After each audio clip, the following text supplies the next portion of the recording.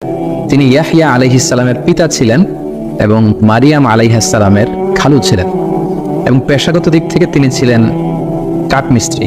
আল্লাহ রাসূল সাল্লাল্লাহু আলাইহি ওয়াসাল্লাম সুনানে ইবনে মাজার একটা বর্ণনায় তিনি বলেন যে কানা জাকারিয়া নাজ্জারান, অর্থাৎ আল্লাহ নবী সাইয়েদনা জাকারিয়া আলাইহিস সালাম তিনি ছিলেন পেশায় নাজ্জার, অর্থাৎ দাওয়াতি কাজের পাশাপাশি নবুয়তের পাশাপাশি তিনি কাঠের কাজ করতেন বা কাঠমিস্ত্রির কাজ করতেন। সাইয়েদনা জাকারিয়া আলাইহিস সালাম তিনি সাইয়্যিদাতুনা মারিয়াম আলাইহিস সালামের তত্ত্বাবধায়ক ছিলেন, অর্থাৎ তাকে তিনি লালন পালন করতেন। এই ঘটনাটা ঘটেছিল এভাবে, মারিয়াম আলাইহিস সালামের পিতার নাম ছিল ইমরান, যিনি বনি ইসরায়েলের অনেক বড় একজন ইমাম ছিলেন বা পাদ্রী ছিলেন, আর তার স্ত্রী এর নাম ছিল হান্না বিনতে ফাখুস, আর তাদের পরিবারে এসেছে মহিয়সী নারী মারিয়াম আলাইহিস সালাম। হান্না বিনতে ফাখুস যখন গর্ভবতী তখন তিনি মানত করেছিলেন যে হে আল্লাহ, আমার গর্ভে যে সন্তান জন্মাবে আমি তাকে বাইতুল মাকদাসের জন্য ডেডিকেট করব। কিন্তু তিনি যখন বেবি ডেলিভারি করলেন তখন তিনি দেখতে পেলেন যে তিনি কন্যা সন্তান জন্ম দিয়েছেন। এই ঘটনাটি আল্লাহ তাআলা সূরা আলে ইমরানে খুব চমৎকারভাবে বলেছেন যে ইয ক্বালাত ইমরাতু ইমরান রাব্বি ইন্নী নাযারতু লাকা মা ফি বাতনি মুহাররারান ফাতাকাব্বাল মিন্নি, অর্থাৎ হান্না বলেছিল হে আল্লাহ, আমার পেটে তুমি যে সন্তান দিয়েছো এটাকে আমি বাইতুল মাকদাসের জন্য মুক্ত করে দিলাম, দিয়ে দিলাম, সে বাইতুল মাকদাসের খাদেম হবে। ইন্নাকা আনতাস সামিউল আলিম, আল্লাহ তুমি সব শোনো, তুমি সব জানো। ফালাম্মা ওয়াদাআতহা, যখন তিনি ডেলিভারি করলেন বেবিটা, ক্বালাত রাব্বি ইন্নী ওয়াদাআতুহা উনসা, তিনি বললেন হে আল্লাহ, আমি তো কন্যা সন্তান প্রসব করেছি, কন্যা সন্তান দিয়ে আমি কিভাবে তাকে বাইতুল মুকদ্দাসের খাদেম বানাবো। আল্লাহ তাআলা তখন বললেন যে ওয়াল্লাহু আ'লামু বিমা ওয়াদাআত, যে সে কি ডেলিভারি করেছে এটা আল্লাহ তাআলা খুব ভালো করেই জানে। ওয়ালাইসা যাকারু কাল উনসা, অর্থাৎ হে হান্না তুমি বিচলিত হয়ো না, তুমি এমন মেয়ে জন্ম দিয়েছো অনেক ছেলেরাও তার মতো হতে পারবে না। ওয়া ইন্নী সাম্মাইতুহা মারিয়াম, আর হান্না বলল আমি এই কন্যা সন্তানের নাম রেখে দিলাম মারিয়াম। ওয়া ইন্নী উঈযুহা বিকা ওয়া যুররিয়াতাহা মিনাশ শাইতানির রাজিম, আমি তাকে এবং তার যে অনাগত ভবিষ্যৎ প্রজন্ম আসবে তাদেরকে আমি শয়তানের দুষ্ট খোঁচা থেকে আল্লাহর কাছে পানাহে রাখলাম। ফাতাকাব্বালাহা রাব্বুহা বিকবুলিন হাসান, আল্লাহ তাআলা মারিয়ামকে কবুল করে নিলেন। ওয়া আম্বাতাহা নাবাতান হাসানা, আর মারিয়ামের মা মারিয়ামকে লালন পালন করতে লাগলো। ওয়া কাফফালাহা জাকারিয়া, আর মারিয়ামকে দেখভালের দায়িত্ব নিল জাকারিয়া। তাহলে সূরা আলে ইমরানের এই যে কয়েকটি আয়াত আমরা তেলাওয়াত করলাম, তার একেবারে শেষের দিকে আমরা যে তথ্যটি পেলাম সেটা হচ্ছে মারিয়াম আলাইহিস সালামকে দেখভালের বা তত্ত্বাবধানের কিংবা লালন পালনের প্রকৃত দায়িত্বটি পালন করেছেন বেসিক্যালি তার খালু জাকারিয়া আলাইহিস সালাম। কিভাবে তিনি এই দায়িত্বটি পেলেন? আমরা জানি যে মারিয়াম আলাইহিস সালামের পিতার নাম ছিল ইমরান, এবং তাদের ফ্যামিলির নামে আল্লাহ তাআলা কোরআনে একটা সূরা ডেডিকেট করেছেন, সূরা আলে ইমরান নামে। সো মারিয়াম যখন জন্মগ্রহণ করলো এবং তাকে যখন বাইতুল মুকদ্দাসের জন্য ডেডিকেট করা হলো, তখন কে তার দেখভাল করবে, কে তার দায়িত্ব নেবে, এ নিয়ে লোকদের মাঝে ঝগড়া হতে শুরু করলো। সবাই বললো যে আমি দায়িত্ব পালন করব, কারণ মারিয়াম আমাদের ইমামের মেয়ে, আমাদের সবচেয়ে বড় সম্মানিত পাত্রী ইমরানের কন্যা, সো তাকে আমরা তার দায়িত্ব নিতে চাই। তো সবাই যখন দায়িত্ব নিতে চাইলো তখন তাদের মধ্যে কোরা করা হলো, অর্থাৎ লটারি করা হলো, এবং লটারিতে সাইয়েদনা আল্লাহ নবী জাকারিয়া আলাইহিস সালামের নাম এসেছিল। এই কথাটি আল্লাহ তাআলা সূরা আলে ইমরানে খুব স্পষ্টভাবে বলেছেন যে ইদ ইউলকুনা আকলামাহুম আইয়ুহুম ইয়াকফুল মারইয়াম, তারা তাদের কলম ছুঁড়ে মেরেছিল যে কে মারিয়ামের দেখাশোনা করবে। ওমা কুনতা লাদাইহিম ইদ ইয়াখতাসিমুন, হে নবী আপনি তাদের সামনে উপস্থিত ছিলেন না যখন তারা এটা নিয়ে ডিসপিউট করছিল, ঝগড়া করছিল। অর্থাৎ তখন সব পাদ্রীরা বা সব ইমামরা তারা তাদের নিজেদের কাছে নিজেদের ব্যক্তিগত কলম দিয়ে তারা তাওরাত লিখে রাখতো। সবাই যখন ডিসপিউট শুরু করলো, মতানৈক্য শুরু করলো যে আমরা নিতে চাই মারিয়ামের দায়িত্ব, জাকারিয়া আলাইহিস সালাম বললেন না আমি নিতে চাই, আমি তার খালো। অন্যান্যরা বললো যে না আমরা নিতে চাই।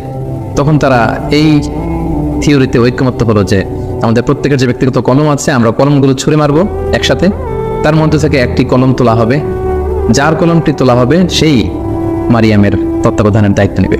এবং দেখা গেল যে আল্লাহ নবী সাইয়েদনা জাকারিয়া আলাইহিস সালামের কলমটি সেখানে লটারিতে উঠে আসলো, ফলে তিনি দায়িত্ব পেলেন। কোনো মুফাসসিরিন ইকরাম এটা বলেছেন। আবার তাফসীর ইবনে কাসিরে এসেছে যে তারা মনস্থির করলো যে প্রত্যেকের কলম, যে কলম দিয়ে তারা তাওরাত লিখে রাখে, প্রত্যেকের কলমকে জর্ডান নদীতে নিক্ষেপ করা হবে। যে কলমগুলো জর্ডান নদীর স্রোতে ভেসে যাবে তারা এই মহান দায়িত্ব পাবে না, বরং যার কলমটি স্রোতের বিপরীতে জর্ডান রিভারের মধ্যে ভেসে থাকবে তাকেই মারিয়াম আলাইহিস সালামের দায়িত্ব দেওয়া হবে। এবং সেক্ষেত্রেও কিন্তু দেখা গেল যে সাইয়েদনা জাকারিয়া আলাইহিস সালামের কলমটি স্রোতের বিপরীতে জর্ডান নদীর উপর ঠায় দাঁড়িয়েছিল, এবং বাকি কলমগুলো কিন্তু স্রোতের পানিতে বা স্রোতের বানে এগুলো ভেসে গিয়েছিল। এবং এর মাধ্যমেও সাইয়েদনা জাকারিয়া আলাইহিস সালামের নামটি উঠে এসেছিল। ফলে আল্লাহ নবী জাকারিয়া আলাইহিস সালাম তিনি সাইয়্যিদাতুনা মারিয়াম আলাইহিস সালামের তত্ত্বাবধান বা তাকে রেয়ার আপ করা, তাকে লালন পালন করার দায়িত্বটি তিনি পেয়েছিলেন। সাইয়্যিদাতুনা মারিয়াম আলাইহিস সালাম তিনি বাইতুল মুকাদ্দাস ঝাড়ু দিতেন, পরিষ্কার পরিচ্ছন্ন করতেন, দেখভাল করতেন এবং সবসময় আল্লাহর ইবাদতে তিনি মশগুল থাকতেন। এবং তাকে দেখাশোনা করার জন্য জাকারিয়া আলাইহিস সালাম প্রায় বাইতুল মাকদাসে আসতেন, মারিয়াম আলাইহিস সালামের খোঁজ খবর নিতেন, দেখভাল করতেন। একদিন তিনি মারিয়ামের কাছে এসে দেখলেন যে অমৌসুমী কিছু ফল, অর্থাৎ শীতকালে এসে দেখলেন যে গ্রীষ্মকালীন ফল, প্রচন্ড শীত তখন বাইতুল মুকাদ্দাসে। তিনি এসে দেখলেন যে গ্রীষ্মকালে যে ফলগুলো প্যালেস্টাইনে পাওয়া যায় এই ফলগুলো মারিয়ামের কাছে। তিনি দেখে তো অবাক হলেন এবং এই কথাটি আল্লাহ তাআলা খুব চমৎকারভাবে সূরা আল ইমরানে উল্লেখ করেছেন। আল্লাহ তাআলা বলছেন, কুল্লামা দাখালা আলাইহা জাকারিয়াল মিহরাবা ওয়াজাদা ইনদাহা রিজকা। যতবারই জাকারিয়া আলাইহিস সালাম মেহরাবে ওখানে যেতেন মারিয়ামকে দেখার জন্য, তিনি যে দেখতেন যে মারিয়ামের কাছে এক ডালি ফল।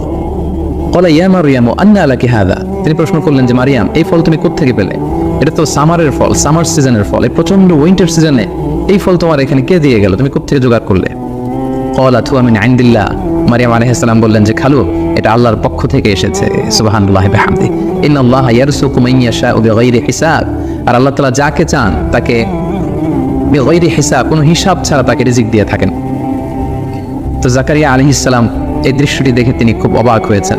এবং ইন্টারেস্টিংলি জাকারিয়া আলাইহিস সালাম কিন্তু নিঃসন্তান ছিলেন, তিনি বয়োবৃদ্ধ ছিলেন, ওনার ঔরসে কোনো সন্তান আসেনি। তো ওনার যখন কোনো সন্তান নেই, ঠিক ওই মুহূর্তে উনি যখন দেখতে পেতেন যে মারিয়ামের কাছে অমৌসুমী কিছু ফল, এই মৌসুমে তো এই ফল পাওয়ার কথা না, এই দৃশ্য দেখে ওনার ভগ্ন হৃদয়ে আবার আশার সঞ্চার হলো। তিনি ভাবলেন যে আল্লাহ তাআলা মারিয়ামকে শীতকালে গ্রীষ্মকালীন মৌসুমী ফল খাওয়াতে পারে, সে আল্লাহ তাআলা তো চাইলে আমাকেও এই পুরো বয়সে, আমার এই বার্ধক্যের সময় আমাকে তো আল্লাহ তাআলা সন্তান দিতে পারেন। বেসিকলি মারিয়াম আলাইহিস সালামের সেই ফলের ডালি দেখে তিনি তার মনের কোনায় আশার সঞ্চার হলো, তিনি ইন্সপায়ার্ড হলেন, মোটিভেটেড হলেন। তিনি আল্লাহ তাআলার প্রতি আরো ভরসা বাড়ালেন। তিনি মনে মনে ভাবলেন যে আমার আল্লাহ তাআলার কাছে আমি চাইবো এবং চাইলে তিনি আমাকে সন্তান দিতে পারেন। মারিয়াম আলাইহিস সালামের এই দৃশ্য দেখে ইন্সপায়ার্ড হয়ে আল্লাহ তাআলার কাছে দোয়া করলেন। তিনি বললেন, রব্বি হাবলি মিন লাদুনকা যুররিয়াতান তাইয়্যিবা। অর্থাৎ হে আল্লাহ, আপনি আপনার পক্ষ থেকে আমার জন্য পবিত্র সন্তান দান করুন। খুব কায়মনোর বাক্যে, একনিষ্ঠভাবে, সিনসিয়ারলি তিনি দোয়াটা করলেন। সূরা আম্বিয়াতে এসেছে তিনি দোয়া করেছেন, রব্বি লা তাযারনি ফারদা ওয়া আনতা খায়রুল ওয়ারিসিন। অর্থাৎ হে আমার রব, আপনি আমাকে নিঃসন্তান বানিয়ে রাখবেন না, আপনি আমাকে একা বানিয়ে রাখবেন না, আপনি আমাকে উত্তম উত্তরাধিকারী দান করুন। এবং সূরা মারিয়ামে এসেছে যে ইযনাদা রাব্বাহু নিদাআন খাফিয়া, তিনি চুপি সারে চুপি চুপি আল্লাহর কাছে কেটে কেটে দোয়া করলেন। দোয়ার ভাষাটা কেমন ছিল আমরা যদি একটু দেখি যে কি প্রাঞ্জল, কি লালিত্যপূর্ণ শব্দ দিয়ে তিনি দোয়া করেছেন। তিনি বলেছেন, ক্বালা রাব্বি ইন্নী ওয়াহানাল আযমু মিন্নী। অর্থাৎ হে আল্লাহ, আমার দেহের হাড়গুলো, অস্থিগুলো দুর্বল হয়ে গিয়েছে।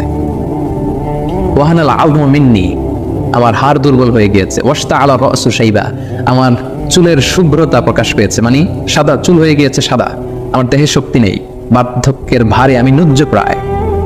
ওয়ালাম আকুম বিদুআইকা রাব্বি শাকিয়া, কিন্তু হে আমার রব, তোমার কাছে চেয়ে আমি তো কখনো হতভাগা হইনি, আমি যখনই চেয়েছি তুমি দিয়েছো অঢেল।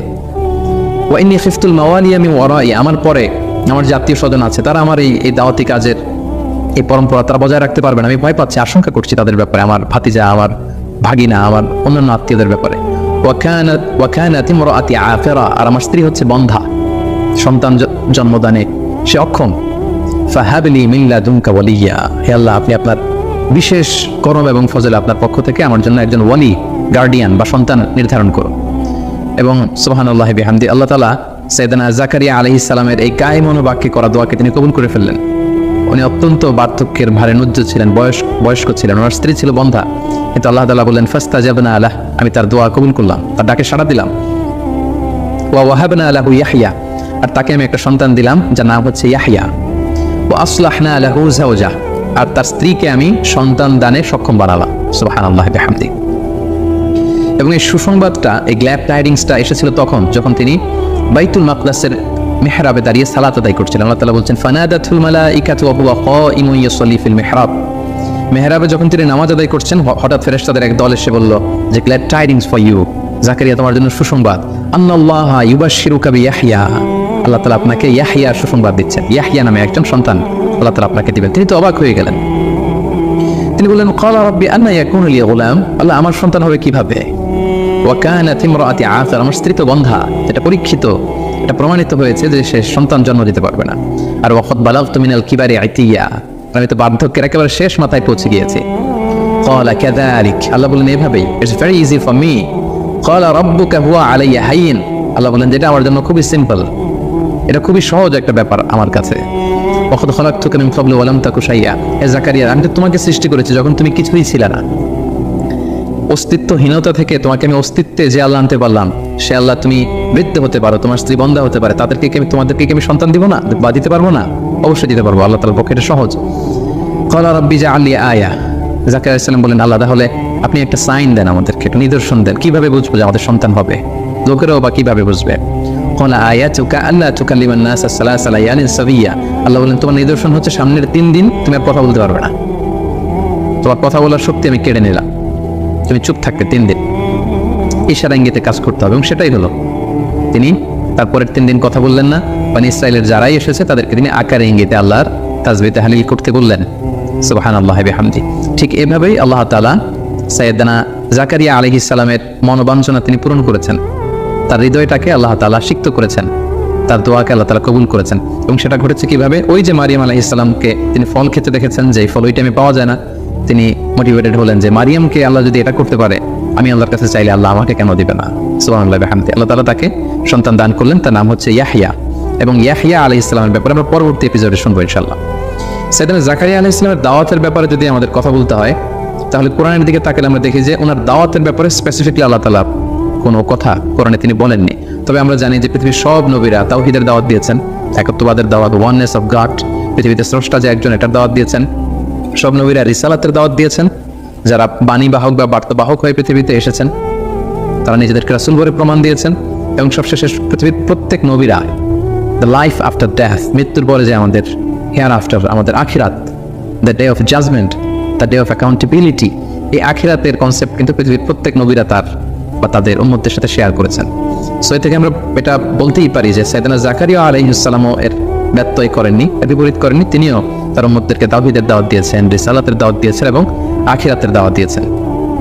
এবং আমরা জানি যে বনী ইসরাইলের লোকদের যে স্বভাব ছিল, তারা নবীদের বিরোধিতা করত এবং তাদের অনেকে তাদের নবীদেরকে হত্যা করেছিল।